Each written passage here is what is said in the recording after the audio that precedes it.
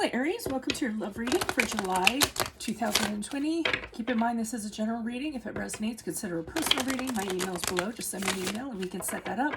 Make sure after the video you click on the link below for which your love interest is thinking or feeling. And in that spread I will also include something you do not know about them in addition to if they're interested in somebody at this time. Let's get to your reading. Holy Spirit, Angels, Divine Guide, Universe, can you please provide your truth, your wisdom, your clarity, and your insight for Aries for July 2020? What do you see? What do they need to know to reach their higher ground, become close to the universe and close to the divine through your messages? Aries, July 2020, love energies, please. What do you see or what do they need to know? What are the energies that Aries passed out of prior to July 2020? We have the Eight of Swords in the upright. What are the energies Aries can expect in July? Love energies they can expect in July. We have the Six of Cups in the upright. And how will Aries be moving out? July. The Queen of Swords in the upright. Alrighty, and make sure you check out my playlist in there, my 2020 Sun Moon predictions. What is your ideal career based on your midheaven? What is your compatibility with your partner's sun sign? That's a work in progress. Ask me a question on Instant Go. Check me out on Facebook and Instagram. Like, share, subscribe, and or donate. Otherwise, let's get to your reading. So, energies prior to, I'm kind of seeing the same old song and dance. I see you kind of being like, why do I always get myself in these situations? Why do I always do the same things over and over and over again?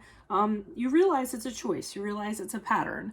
And you also realize, or I think you might realize, at least after this reading, that that's a case of mind over matter. So, you know, if you wanted to make different choices, you have the ability to do so, but for some reason you seem to slip into the same old, with whether it's the same type of person, the same behaviors, the same way you act in a relationship, the way that you seek out love.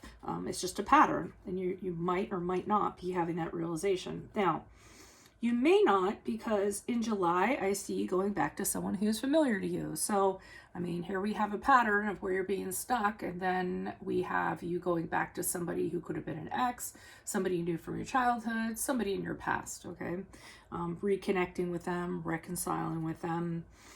It's very possible, you know, the whole Mercury retrograde thing's going on right now, and we do have a tendency to be reaching into our past.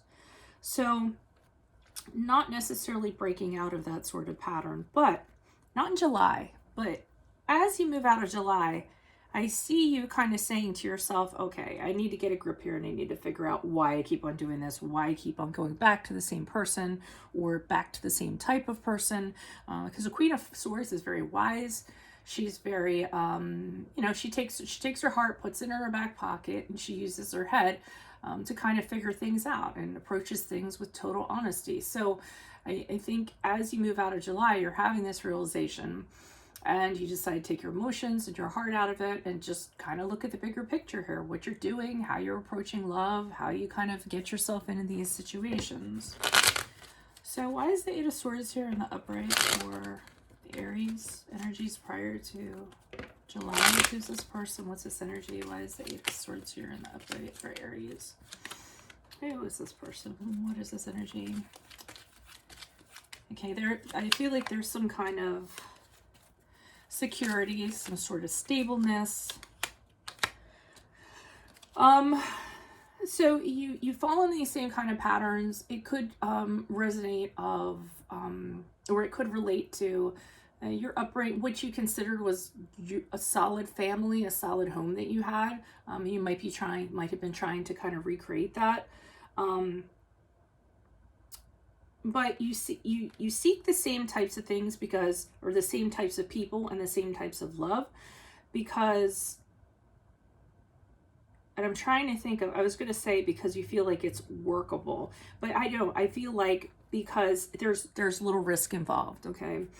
I mean, the Knight of Pentacles isn't a person of risk. So, you know, it's kind of something you already know. And again, maybe you were raised in an environment like this, so it's very comfortable and it's very familiar and it feels like home to you, whether or not it's healthy for you. And it feels very stable and it feels very concrete and it feels like something that, you know, you don't have to throw your heart out there. You don't have to take a risk because you know it so well. And it's weird because I was going to say, and sometimes you'll hear me say this, it's better to be the devil you know than the devil you don't know. And here we have the card of Capricorn, the devil card, which shows you being tied to this pattern, and it's a false sense of security is what it kind of is. It's just because you know what to expect, because you've been through it over and over again, and it does give you a false sense of security or a false sense of control, rather than going out and having something totally different and totally fresh and having to figure that out or figure out a new love. Why not just stick with what you know, right? And I mean, it's easy, but like I said, it's making you think that you're in control of something when you're really not in control of it. And it doesn't seem that you can break free from that habit with the devil card here. So the Six of Cups has you going back to something that's familiar, probably in your past, because somebody in the past we already know. They're comfortable, they're familiar, probably low risk. Okay, so you go past, yep. So you go past to this person or connect with this person, and this might make you have the realization that actually gets you to this Queen of Swords, because now I see the Eight of Swords is actually reversed, and that's you reflecting and saying, God, why am I here again? Same old, same old, same old person, same old pattern. I don't want to do this anymore. I want to change how I kind of am. And with the Seven of Wands, I see you making that change. I see you standing up for yourself and saying, hey, I'm not going to do what's expected of me anymore. I'm not going to keep on falling into this stuff. I'm going to do things differently. I'm going to train myself to do things differently. I'm going to open my eyes and look around at other possibilities. Three of Wands, the possibility, what other ships are out there for me.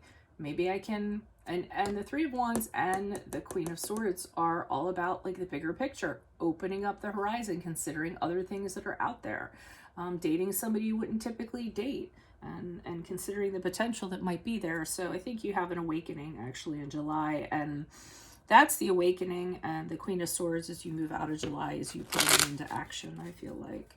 Why is the Queen of Swords here in the upright? Who's this person? What's this energy? Additional messages for the Queen of Swords as Aries moves out of July. Who is this person? What is this energy? Yeah, you're confronting a lot of things. So you're confronting a lot of things about yourself internally. We have the Moon card here, which is a card of Pisces. So, kind of confronting your fears and everything that causes you to get into these situations, to cling to the comfortable and what have you. With the Page of Swords, I see you taking an objective look at maybe yourself or other people, observing people from a distance, considering people that are non-typical to you, but doing it from a distance, being curious about people, but not dipping your toes into the water yet, not getting ready to totally jump right into that. And I think part of the psychology of this as you move out of July is family problems that you had. So you were raised in a broken home. Maybe there was a lot of discord, arguments. Maybe your family didn't get along. You saw your parents fight a lot. Maybe you were neglected a lot. So that's some of the delving that you're doing here. And I think you're kind of unraveling that and detaching yourself so you can kind of deal with these emotions that have caused you to get into similar relationships. So, but I feel like that Six of Cups is actually a person that you go back to, and then maybe you realize it's the same old, and that's actually the catalyst to get you out of this. Okay. So that's what I have for you. If it resonates, consider a personal reading. Just send me an email and we can make that happen. Click on the link below for what your love interest is thinking or feeling. And in there, we'll have something you do not know. In addition to, if they're interested in somebody else, in my playlists are my sun moon predictions. What is your ideal career based on your midheaven? And some of my compatibility. What is your compatibility with your partner's sun sign, which is a work in progress. Ask me a question on Instant Go. Check me out on Facebook and Instagram. Like, share, subscribe, donate. Otherwise, adios from Veronica Garnett. Bye.